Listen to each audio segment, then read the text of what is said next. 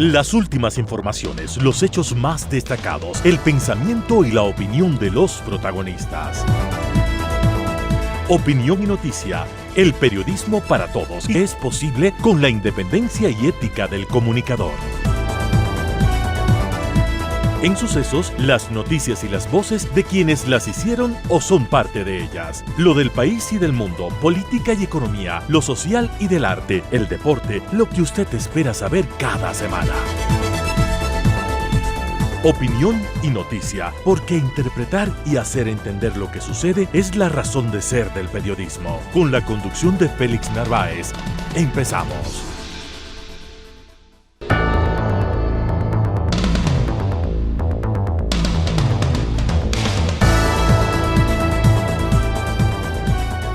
Amigos, muy buenos días, un cordial saludo desde Sucesos, desde el 101.7 FM y desde cualquier parte del mundo donde nos escucha en el www.radiosucesos.fm.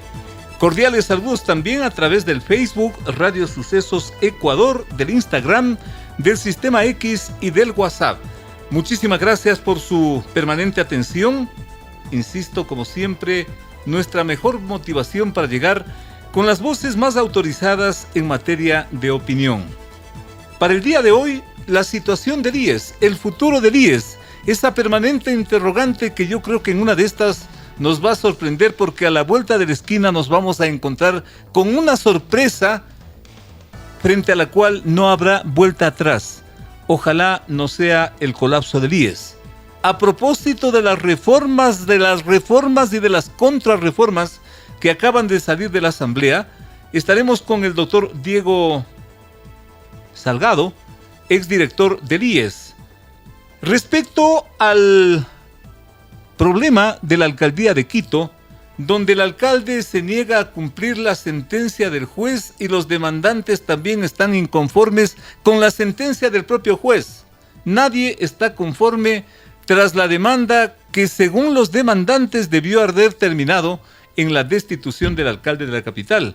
Simplemente le ponen una multa, simplemente entre comillas, el señor se niega a cumplir y ahí tenemos un problema pendiente. Nos estará acompañando el doctor Esteban Ron, decano universitario en materia social, y algo que es inevitable, más que inevitable, necesario abordar: el uso y abuso del periodismo tras los casos del señor Boscán, de esta señorita que inclusive le pedían servicios sociales, entre comillas, de ciertas damas, especialmente le decían de damas que sean de la televisión. ¡Qué barbaridad! Estos señores, a nombre del periodismo, hacen y deshacen, o hacían y deshacían junto a los narcotraficantes, y ahora hablan de la calidad del periodismo. Con esto estaremos haciendo contacto con nuestro colega periodista, amigo Juan Carlos Calderón. Con esto y más, a partir de este momento. Las noticias han impactado en el país, en el mundo y en la ciudad. Sus protagonistas están en Sucesos para responder preguntas del periodismo profesional, que el público saque sus propias conclusiones.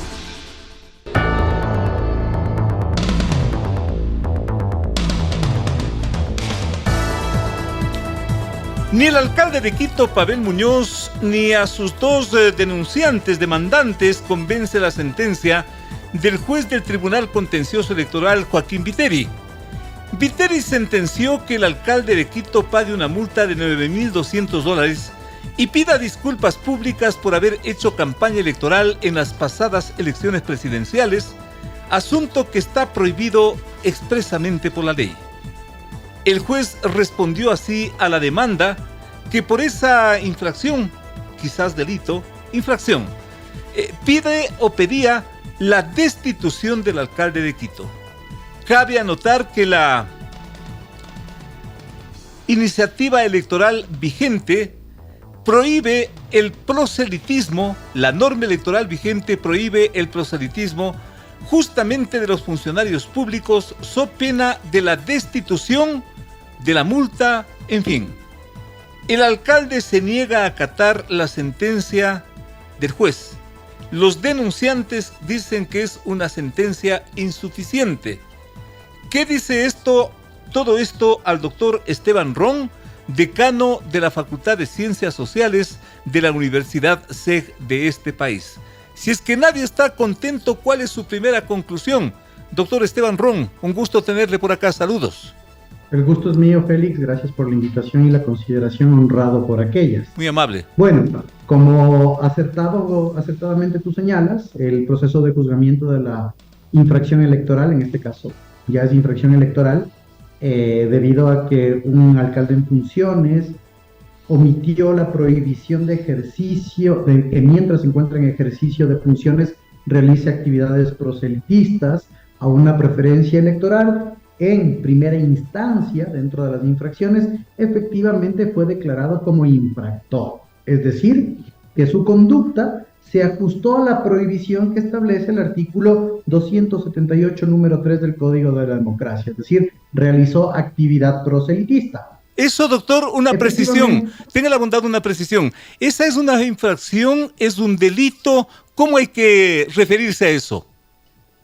Félix, es una infracción electoral. Ya, perfecto. ¿Sí? Es una infracción de carácter electoral. Continúe, doctor. De hecho, las infracciones de carácter electoral, los defectos en el caso de que se produzca, a diferencia de los delitos, no tienen penas privativas de libertad, ¿Ya? Sino que tienen sanciones económicas, de pérdida de los derechos políticos, y obviamente hay medidas de reparación, como en este caso la disculpa pública que tendría que presentar el alcalde. ¿De acuerdo?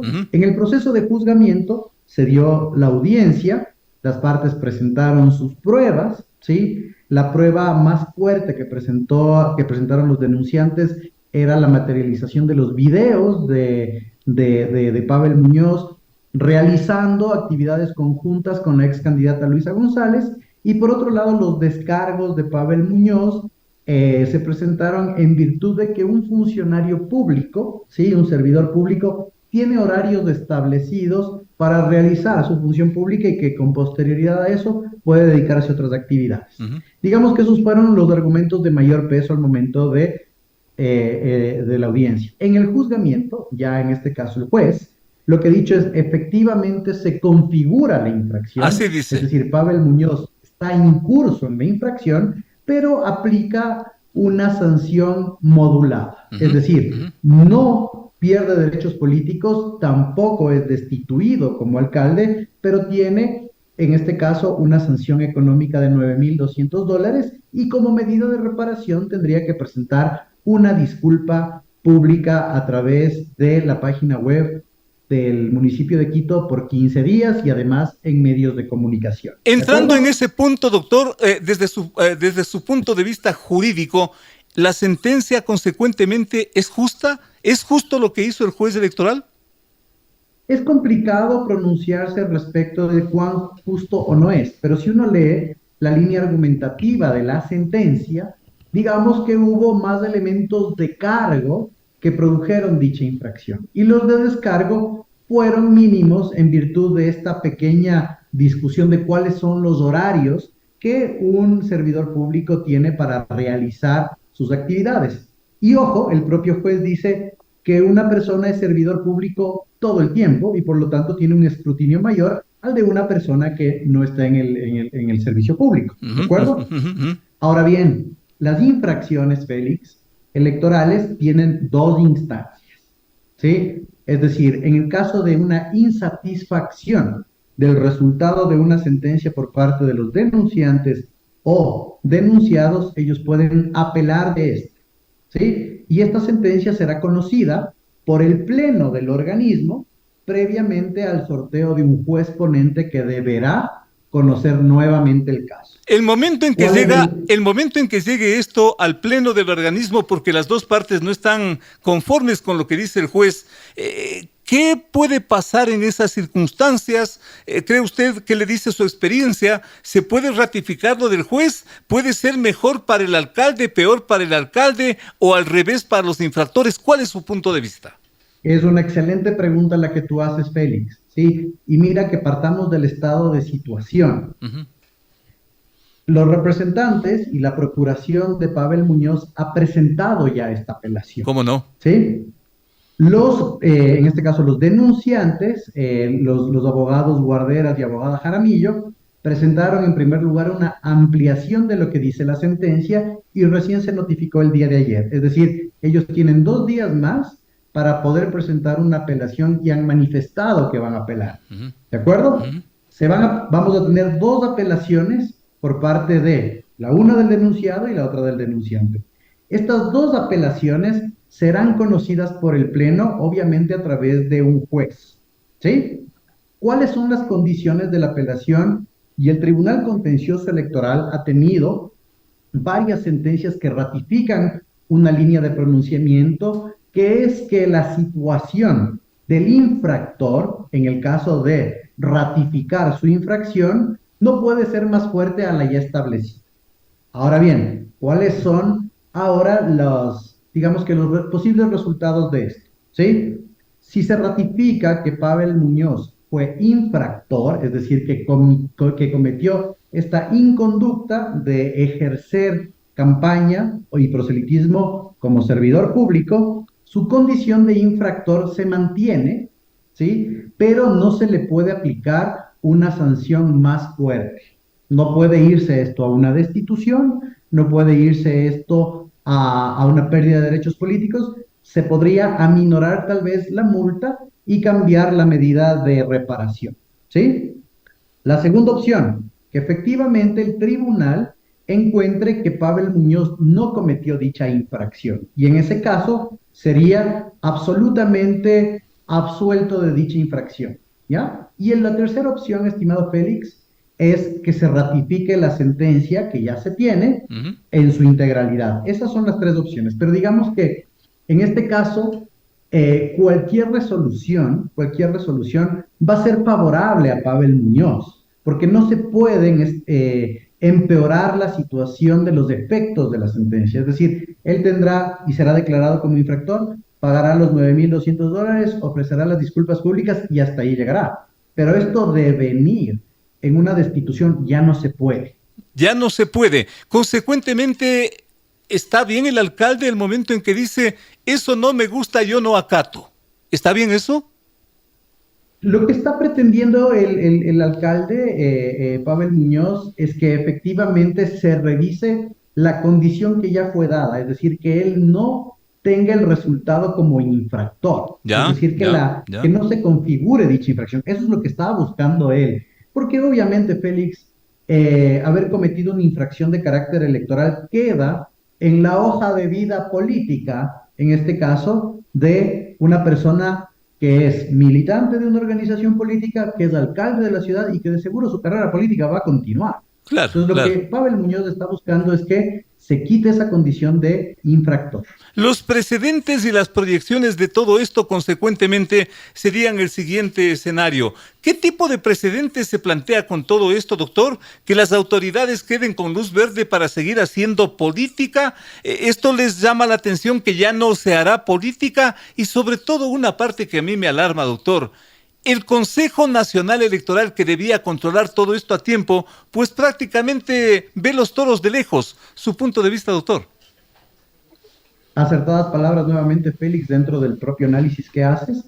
Creo que hay 3 precedentes políticos que devienen de esta situación de la infracción electoral. En primer lugar, que se va a aumentar el número de denuncias de servidores públicos realizando proselitismo político. ¿Sí? Si ya se sancionó al alcalde de la capital y si se ratifica la sanción de Pavel Muñoz, si se sancionó al alcalde de una capital por hacer proselitismo, obviamente en otras circunscripciones territoriales se da esto, ¿sí? Entonces se van a cuidar los servidores públicos. Digamos que esa es esto dentro del ámbito político es una costumbre que se va a ir instaurando poco a poco. ¿De acuerdo? Segunda cosa, el Consejo Nacional Electoral, esto es un llamado de atención al Consejo Nacional Electoral, como tú bien dices, ¿para qué? Para que haga el monitoreo de la campaña electoral previamente, ¿sí? Es decir, que a través de los mecanismos de monitoreo y a través además de los mecanismos de las juntas de las delegaciones provinciales, haga estos ejercicios de frenar la campaña que vendría a ser de carácter ilícito o irregular, digamos. ¿sí? Y la tercera consecuencia, Félix, que es sumamente importante, A ver, es que el CNE se vuelva un actor de la denuncia. El CNE se ha tapado los ojos en muchos de los así casos, es, así pero es. recordemos que el CNE, cuando esto sale de sus manos del control preventivo de campaña, tranquilamente puede denunciar a los actores políticos, lo que el CNE no ha hecho a lo largo de los años. Entonces, esas son las tres consecuencias. El servidor público se va a cuidar, el CNE se va a ver obligado a denunciar en el caso de que se le salga de las manos el control y monitoreo, y además a efectivizar su control y monitoreo de una manera más compleja, más compuesta a través de las delegaciones provinciales. Doctor Esteban Ron, un gusto tenerle por acá. Gracias por su explicación sobre un asunto que se volvió tan complejo, en algún momento inclusive la posibilidad de que esta ciudad se vuelva a quedar sin alcalde, el alcalde que ha dicho lo que ha dicho, los demandantes también han dicho su parte, y en la práctica, pues doctor, todo sigue igual. Hasta la próxima, doctor. Muy Todo amable. sigue igual. Esperemos, Félix, a la apelación y al resultado de la apelación para continuar con este análisis. Y nuevamente el agradecimiento es mío, un excelente fin de semana. Gracias al doctor Esteban Ron, decano de la Facultad de Ciencias Sociales de la Universidad CEG. Reitero, aquí pasa todo, pero en la práctica no pasa nada. Volvemos con más. Entrevistas importantes que tú quieres escuchar. La mejor información, la más grande opinión. Periodismo de verdad. Con Félix Narváez.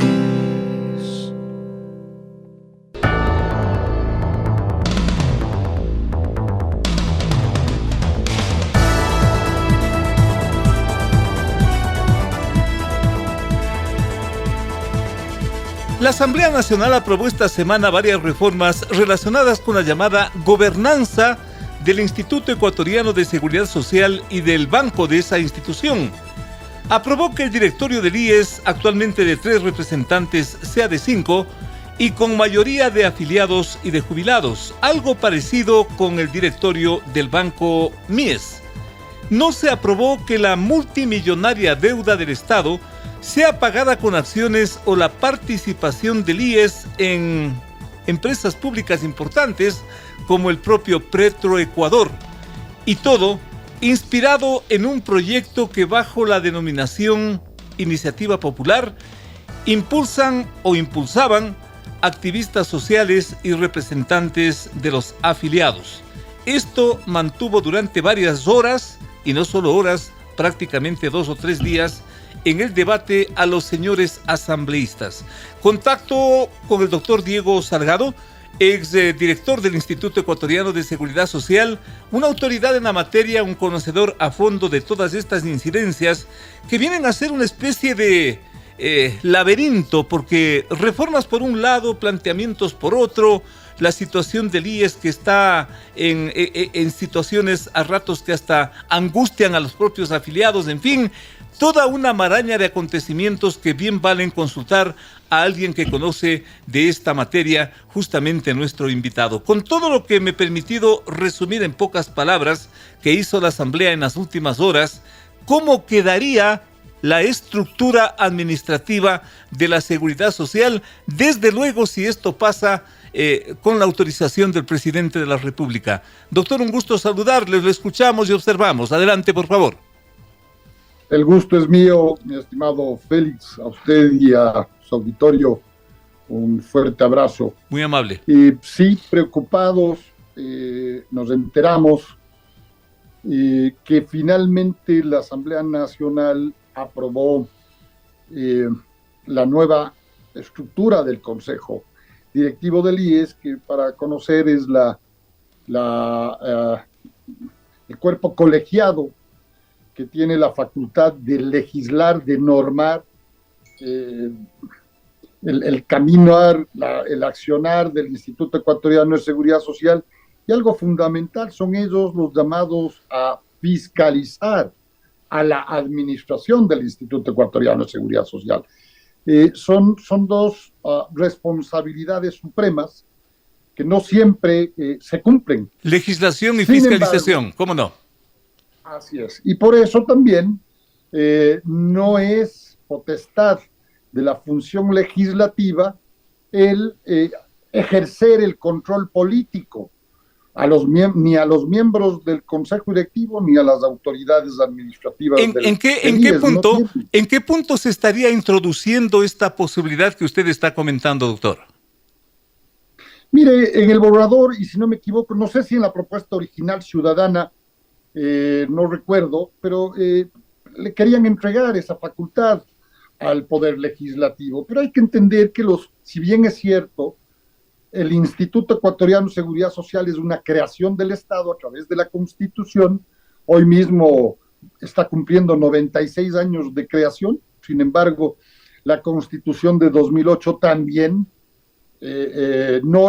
existe el Instituto Ecuatoriano de Seguridad Social, y la ley de 2001, de alguna manera divorciada de la Constitución de 2008, que es posterior, así lo dice. Hay que entender que los recursos del Instituto Ecuatoriano de Seguridad Social son los recursos de quienes aportamos, los afiliados. No son recursos públicos, no son parte del presupuesto general del Estado. Si bien es cierto, de acuerdo a la ley, el Estado a través del gobierno de turno tiene que subsidiar, tiene que pagar el 40% de las pensiones jubilares. Y por eso la Contraloría controla, valga la redundancia, controla a nivel administrativo, pero a nivel político no, porque no es un ente político. Tiene su propia gobernanza, tiene su propia fiscalización con todas las normativas, ¿no es cierto? Y son ellos, los miembros del Consejo Directivo, los llamados a fiscalizar. Ahora, lo que se ha aprobado es aumentar en 2, es decir, un total de 5 vocales al Consejo Directivo. Eso puede ser discutible, es debatible. Se dice que la democracia debe ser permitir la participación ciudadana, etcétera, etcétera, mucha teoría. Sin embargo, desde mi punto de vista, creo yo que más bien entorpece el día a día, la rutina. Sin embargo, creo yo que hay que debatir profundamente.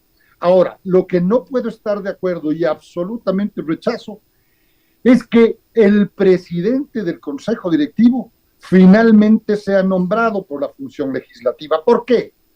96 años de vida institucional, el Instituto Ecuatoriano de Seguridad Social, jamás la función legislativa ha tomado cartas en el asunto tan directas como nombrar al presidente del Consejo Directivo del IES. ¿Y por qué? Porque la función legislativa nada tiene que ver, nada aporta. ¿Quiénes son los miembros del Consejo Directivo? Lo preside el representante del gobierno de turno.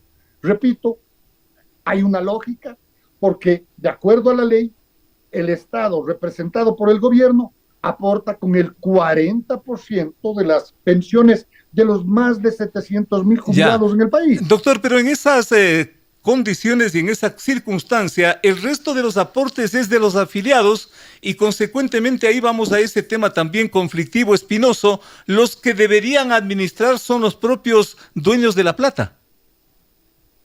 Mire, coadministran. Perdón.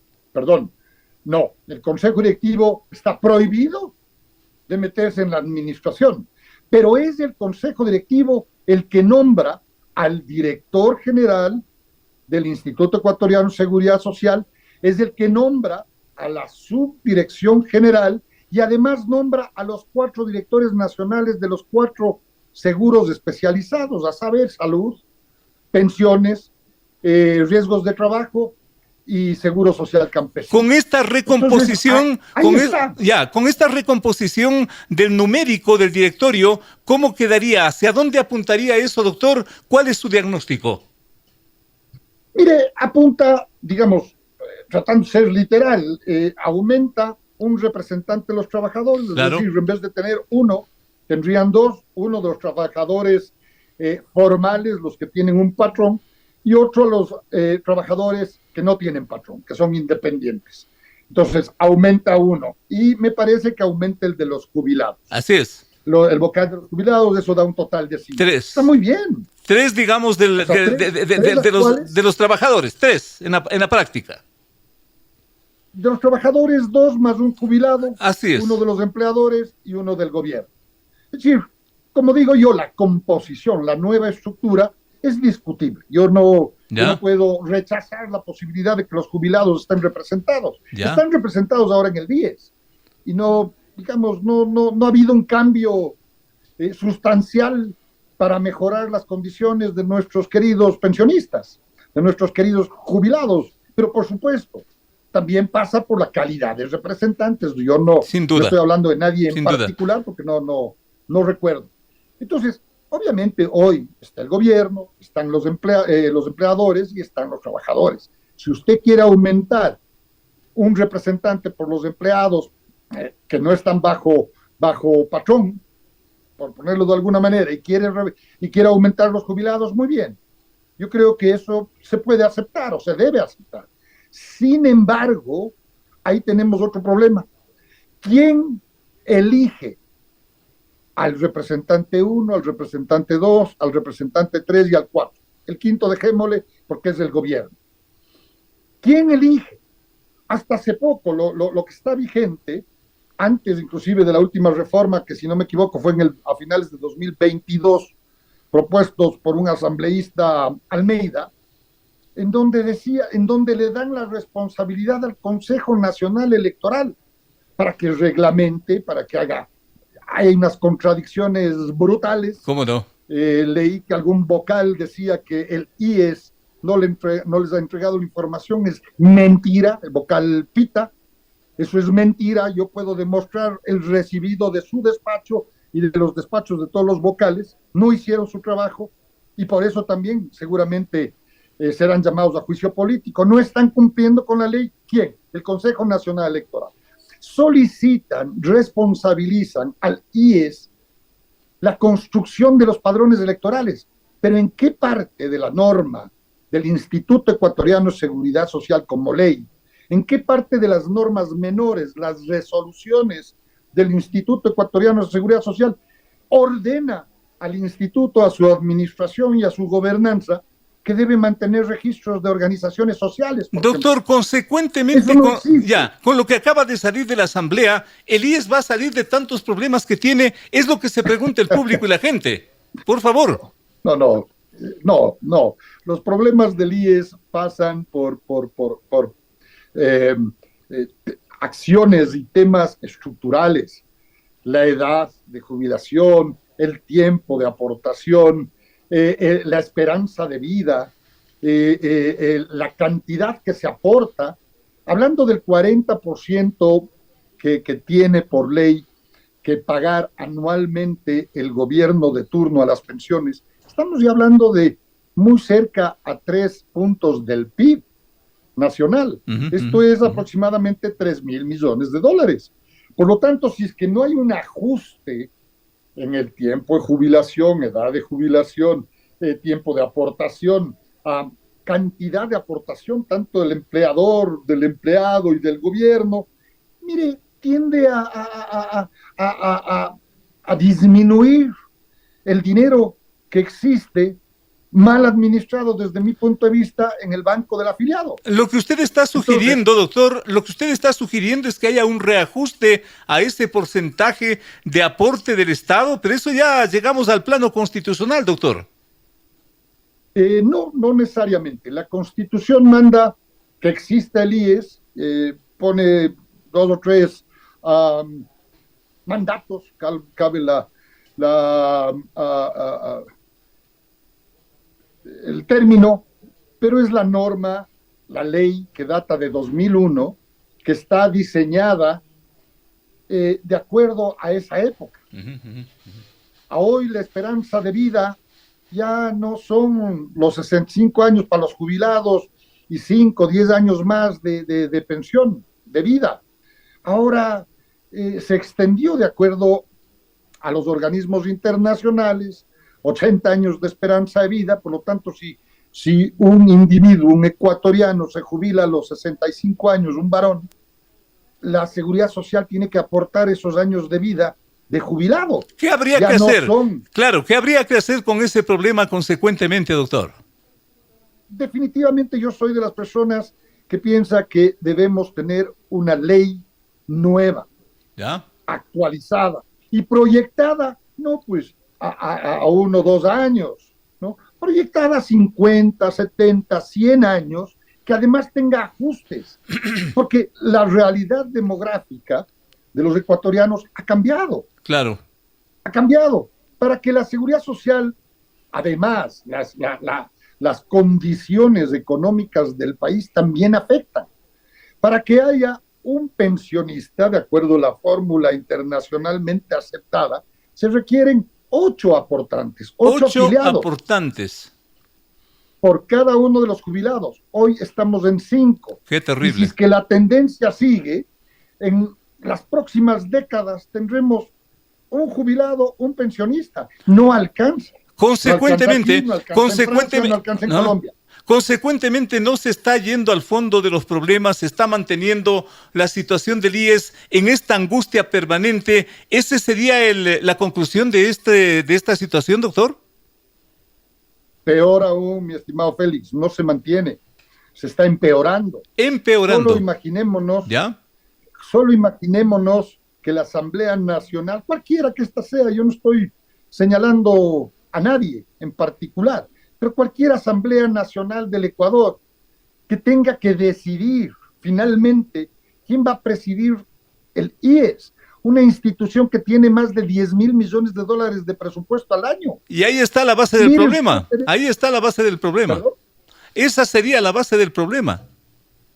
Mire la base del problema de lo reformado actualmente, pero la base del problema tiene que ver con lo estructural, con una nueva fórmula con una nueva fórmula de cálculo, repito, con el tiempo de afiliación, con la edad de jubilación, con los aportes. Pero claro, el IES como administrador de la seguridad social también tiene que dar algo a cambio.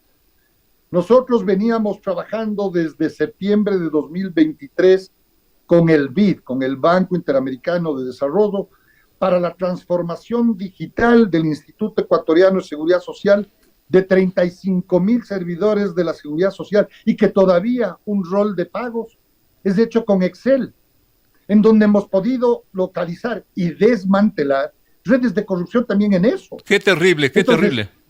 Entonces, quedó señalado la ruta, la vía para llegar a la tecnología, sin meter tampoco la absolutamente transparente. Aquí no funciona ninguna empresa Google, ninguna empresa Patito. Aquí empezamos a trabajar con el Banco Interamericano de Desarrollo y se avanzó inclusive a presupuestar, a señalar la ruta a seguir, un proyecto de 3 o 4 años plazo para por fin quitar en lo que más se pueda la manipulación del ser humano, que desgraciadamente no siempre es honesta, en todo lo que tenga que ver con la administración del Instituto Ecuatoriano. Doctor, muchísimas gracias, mucho que comentar con usted, muchas cosas que preguntarle, pero el público creo que tiene clara la película de lo que está pasando. Doctor Salgado, muchísimas gracias, hasta la próxima, muy gentil, muy amable. Gracias a usted, siempre a las órdenes. Gracias, muchas gracias. La presencia del doctor Diego Salgado, exdirector del Instituto Ecuatoriano de Seguridad Social. En la práctica, un nuevo y complejo intento de reformas que revela la disputa de múltiples intereses que están en juego, de lo que se ha convertido finalmente en un monstruo de 1000 cabezas, que es la seguridad o el sistema de seguridad social en este país, incluido el banco, incluidos los servicios, en fin. Y yo me pregunto como periodista, ¿y esos problemas que están allí latentes que espera el afiliado que aporta mensualmente, para cuándo? ¿Para cuándo? Lo total es que acaba de salir esta reforma de la legislatura y el doctor Walter Spurrier resume lo que es inquietud de más de un sector, de lo que debería pasar con esa reforma que acaba de salir de las manos de los señores legisladores. La Asamblea acaba de aprobar reformas a la Ley de Seguridad Social y lo que se impone es un veto total, por lo menos por 3 razones. Primera razón, se amplía el directorio del IES a 5, actualmente son 3. Eso significa que se licúa la presencia del Ejecutivo, que es el que normalmente puede presentar las reformas para darle viabilidad al sistema de seguridad social, porque las reformas van a afectar a los patronos, o van a afectar a los empleados, o van a afectar a los jubilados. Entonces el Estado que hace esas propuestas y ahora va a tener solo 1 de 5 votos. En segundo lugar, porque abre la posibilidad de la entrega del Banco del Pacífico y de otras instituciones financieras del Estado al IES, lo cual es un despropósito, porque Banco del Pacífico funciona muy bien y el IES funciona muy mal. Más bien lo que debería darse es de que el IES cierre el BIES y que le permita al Banco del Pacífico hacer las operaciones financieras del IES. Y tercera, porque el proyecto no toca las cosas de fondo. Y si no tocan las cosas de fondo, ¿para qué cambiamos la ley? Presidente, veto total. De 8 a 9, con el periodista Félix Narváez, otro aporte de Radio Sucesos a la opinión libre y enterada del oyente.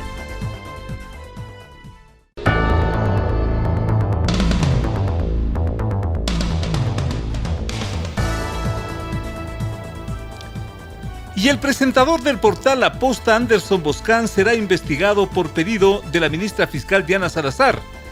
La indagación será independiente a las que enfrentan los involucrados en los casos Metástasis y Pugna, que son por las fluidas relaciones que muestran en los chats entre Boscan y el narcotraficante Leandro Nodero, quien fue victimado luego en la cárcel de La Tacunga. La investigación en este caso será de orden penal.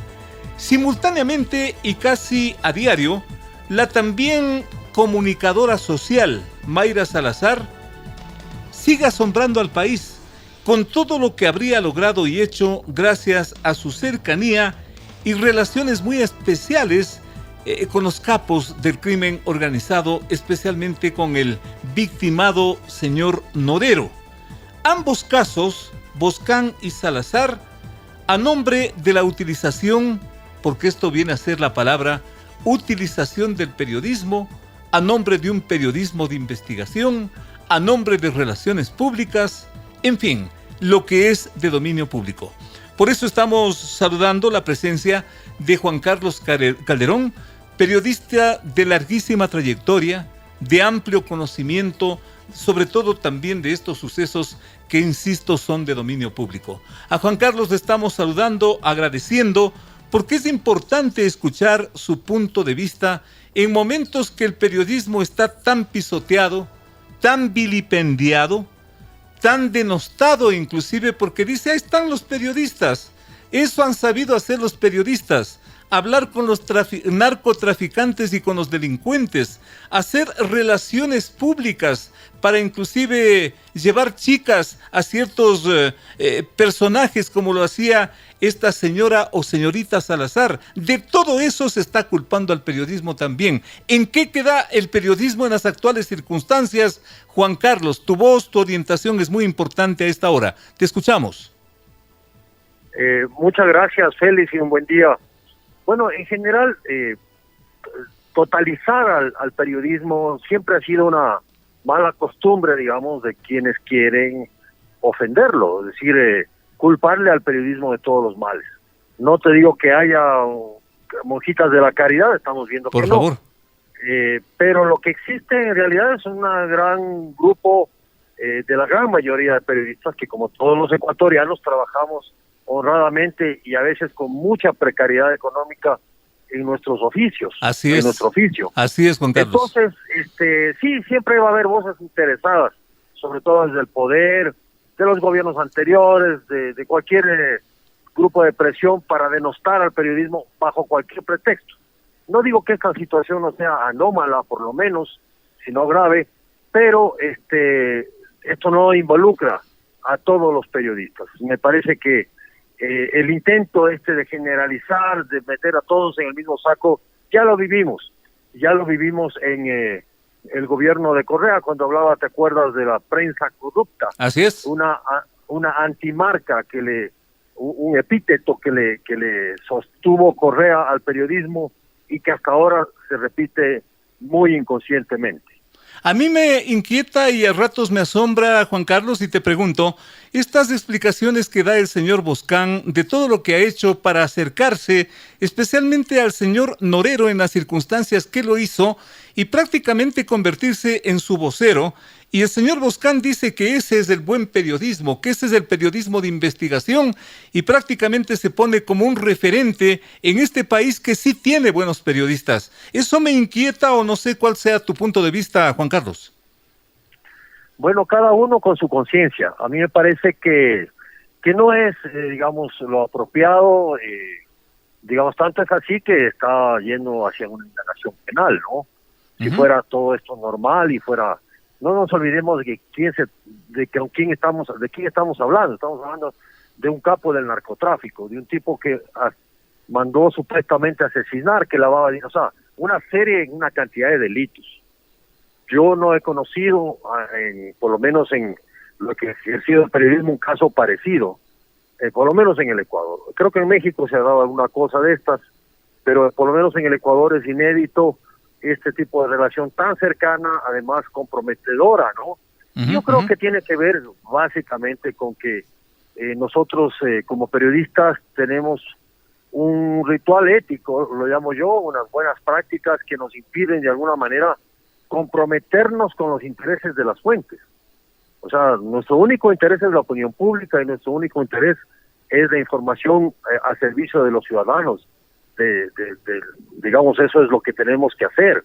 Y en ese sentido, responder a intereses de las fuentes, a grupos de interés, sean estos gobiernos, narcos, choferes, lo que sea, ya no nos convierte en periodistas, sino en relacionistas públicos, obviamente, en actores políticos, en actores incluso del crimen organizado. Entonces, claro, esto es complejo porque puedes tener como persona y profesional 10,000 justificaciones para hacer lo que uno hace. No te digo que uno no cometa errores, de hecho, totalmente. Los periodistas solemos ser los que difundimos por miles los errores, pero eso es parte del oficio. Sin embargo, reconocerlo es parte también de una responsabilidad ética.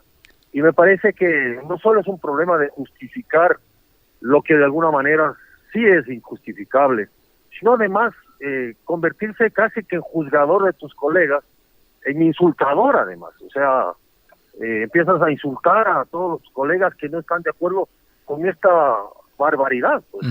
Entonces,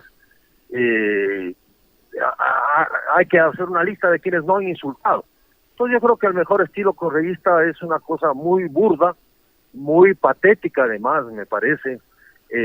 Y yo creo que lo mejor en estos casos es pues rectificar con el trabajo y no seguir haciendo lo mismo de lo que ya se pidió disculpas. Así me parece un problema ya ético, en realidad, ya de principios, de formación, de cultura, y de creer que el periodismo pues es un instrumento, una herramienta para otros fines que no sean los del bien común. Por un lado, el comportamiento de estos personajes y por otro lado, la incursión megatónica a ratos de las famosas redes sociales, lo uno con lo otro para configurar personajes que son alabados, que luego son vilipendiados a sí mismo. ¿En qué queda la comunicación? Ya no solamente el periodismo, Juan Carlos. De hecho es así, yo creo que todo tiene un contexto, y este contexto tiene que ver con una nueva forma de que el público hacia la información, hacia las noticias. No hablemos que el periodismo cumple un papel. Tienes centenares, sino de lo que se llama gestores de contenido, que no son sino los influencers. Entonces muchos chicos ahora creen que ser periodista es ser influencer.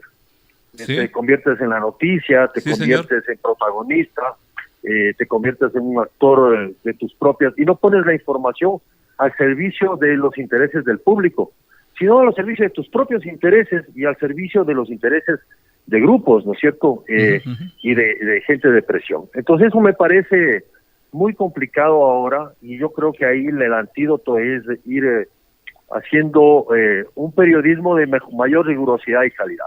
Creo que es importante que el público reconozca la diferencia. Es decir, no está bien revolcarse con las fuentes, como se dice, ¿no? Así es. No está bien no está bien, no es lo correcto, no es lo adecuado. ¿Por qué? Porque simplemente no nos debemos a las fuentes o a los intereses de las fuentes, nos debemos a los intereses del público. Nosotros somos, por eso son medios de comunicación, nos llamamos medios, porque mediamos, digamos, establecemos incluso filtros y formas en que la información llegue ordenada, sistematizada y comprensible al gran público. Los jóvenes, Sí. Juan Carlos, los jóvenes que nos están escuchando seguramente nos estarán preguntando y preguntándote a ti como un profesional de tanta experiencia, de tantos años, ¿vale seguir el periodismo? ¿Vale ser periodista en estas circunstancias? ¿O mejor escojo otra profesión? A manera de conclusión, Juan Carlos, por favor. Mira, el periodismo es una vocación, como la de un médico, un cura, un militar, digamos, requiere de sus sacrificios, requiere de sus dosis de valor, requiere de decisiones vitales. Pero el periodismo es una profesión maravillosa, o sea, te hace conocer los mundos, te hace compartir la vida con muchas otras personas. Cuando uno hace periodismo para la gente, con la gente, eso es lo fundamental, porque si hacemos periodismo del poder, y mirando solo a Carondelet en nuestro caso, o lo que pasa en la asamblea, pues es verdad que la gente se puede aburrir. Pero yo creo que nuestra obligación es contar la realidad del país y de la vida misma. Y eso es hermoso. Yo lamento que haya algunas personas, facultades, que están siendo cerradas o cambiadas de nombre, ¿no? Sí, como facultades no como facultades de periodismo, sino como facultades de comunicación digital o todo lo que sea. Así es. Y se olvidan de que, o sea, eso es volcarse hacia los formatos, no hacia los contenidos y no hacia la práctica del oficio que requiere de teoría, de comprensión y además de tener una empatía especial con las demás personas. O sea, sí me parece que este es un trabajo maravilloso, debo decirlo, abordarlo con ética y abordarlo con responsabilidad social es un enorme privilegio para muchos de nosotros. Estar detrás de un micrófono es un privilegio y una responsabilidad. Estar detrás de una cámara, ir hacia los acontecimientos, estar transmitiendo los hechos hacia el público, es un privilegio. Entonces me parece que es todo esto lo bueno. Hay cosas malas como en todas partes, en todos los oficios, pero yo estoy por lo menos orgulloso de lo que hacemos. ¿El periodismo herido de muerte o está simplemente pasando un mal momento? Conclusión, Juan Carlos. De ninguna manera. Yo creo que estos malos, yo lo llamaría como bajones, malos momentos. Ya tuvimos en el país experiencias de una suerte de ciudadanos que se llamaban periodistas y que eran unos vulgares extorsionadores. Ya tuvimos esa experiencia, te hablo de hace unos 20 y pico de años, tú recordarás. ¿Cómo no? Eso quedó en nada, eso desapareció.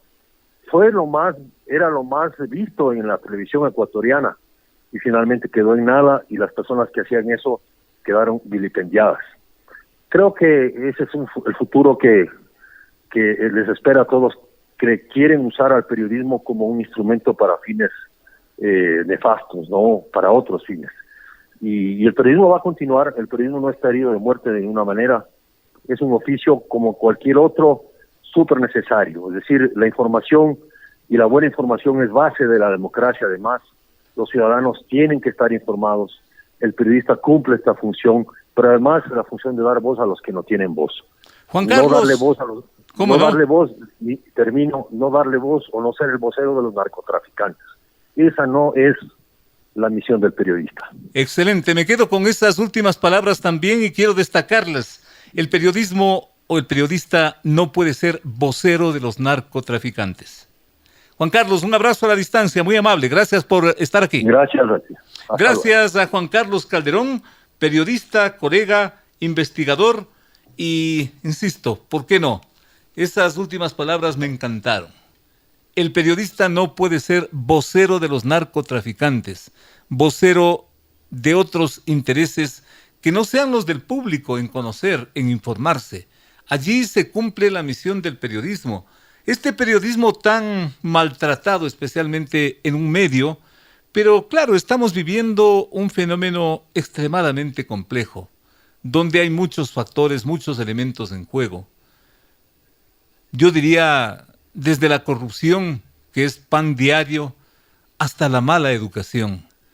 Y yo digo del medio porque vamos a otros lados, vamos a otros países, y el periodismo sigue siendo el mismo que empezó en este país, en este medio, y que ahora está tan pateado, tan usado. ¿Para qué? En el fondo, ¿por qué? Para hacer plata, para hacer dinero a nombre de este periodismo. O si no, recuerden ustedes, si es que no es el señor Boscán, la señora cubana que ya no está tan de moda, pero que hasta hace poco hasta amenazaba a los ecuatorianos. Cuidadito, decían ustedes, cuidadito, vayan a decir determinada cosa, porque además era en tiempo electoral.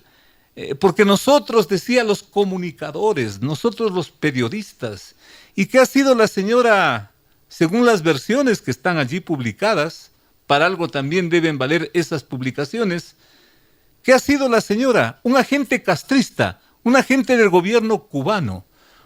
¿Y qué venía a hacer en el medio? ¿Qué hacía en el país? Tenía como 4 o 5 empleos. Pero claro, pues, en Cuba no tenía ni la mitad de eso, pero acá tenía, y seguramente sigue teniendo, porque solamente ya no se le escucha, pero seguirá en su luna de miel con la Universidad de Portoviejo, donde seguramente será decana de periodismo, y de ahí salen los nuevos periodistas, los influencers o los correístas.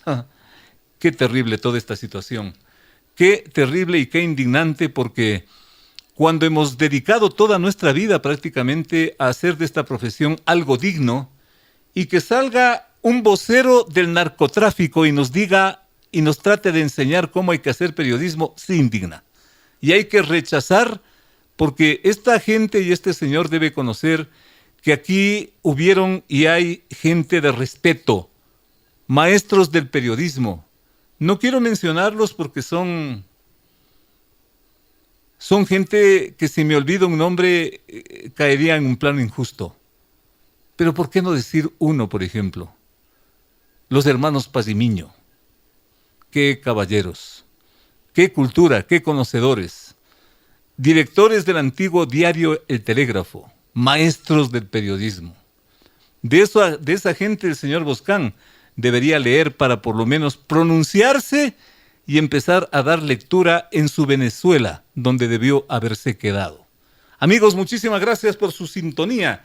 Dios mediante, hasta la próxima semana. Las opiniones vertidas en este espacio por la producción y dirección del programa son de exclusiva responsabilidad de sus autores y de quienes intervienen en ellos.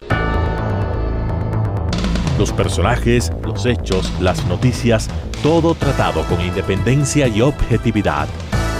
Otro aporte de Radio Sucesos para que usted se forme la mejor opinión.